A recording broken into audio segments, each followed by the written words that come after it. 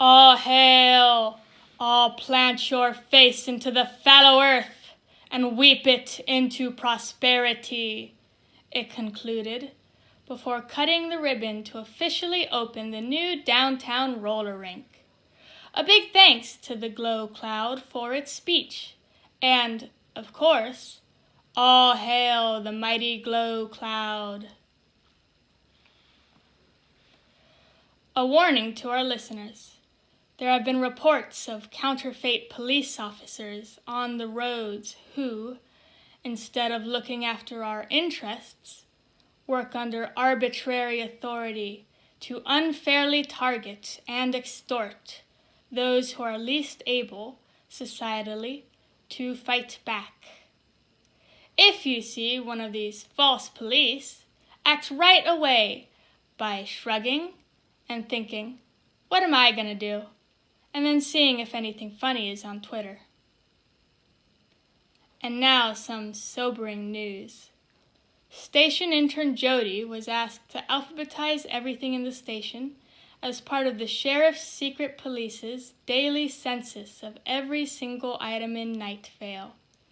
Unfortunately, Jody was so assiduous in her work that she alphabetized herself as well, and what was once a helpful and hard-working intern is now a pile of limbs and organs, arranged part by gory part from A to Z. To the family and friends of intern Jody, she will be missed, especially since she alphabetized herself early in the process, and so most of the station still needs doing.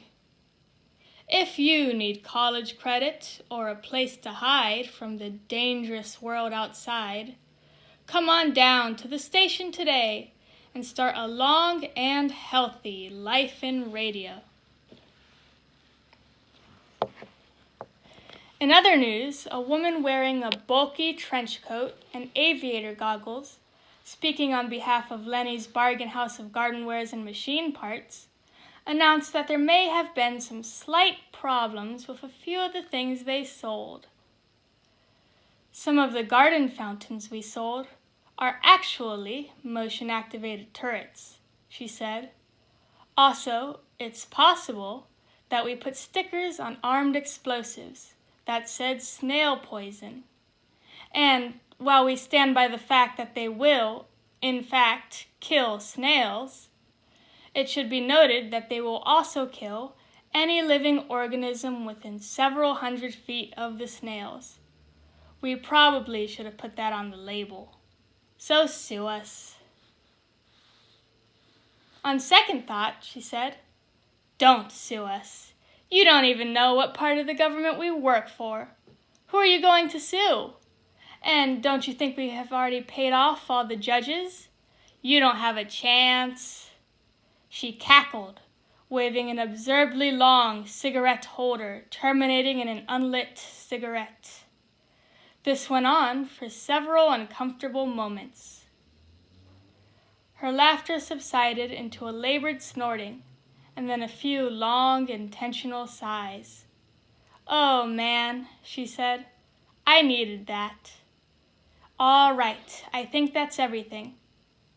Oh, yes, I forgot. Absolutely do not touch the flamingos."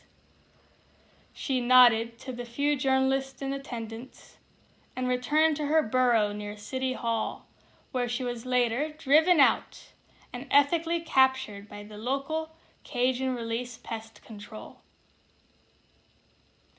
The Nightvale PTA released a statement today saying that if the school board could not promise to prevent children from learning about dangerous activities like drug use and library science during recess periods, they would be blocking all school entrances with their bodies. They pulled hundreds of bodies out from the trucks, saying, "We own all of these bodies and we will not hesitate to use them to create great flesh barricades, if that is what it takes to prevent our children from learning." The school board responded by criticizing the use of PTA funds to purchase so many bodies, But PTA Treasurer Diane Creighton said that sadness is eternal, that weakness is another word for humanity, and that all will pass. All will pass. She was holding a cup of coffee close to her chest and murmuring that to herself. I am not sure if she was referring to this current controversy, or if she was even aware of our presence. More on this story, somewhere in the world, always happening, whether we report it or not.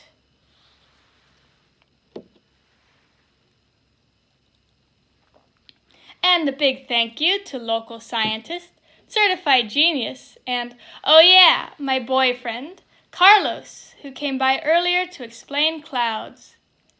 Need something explained in a language that for all you know could be scientific?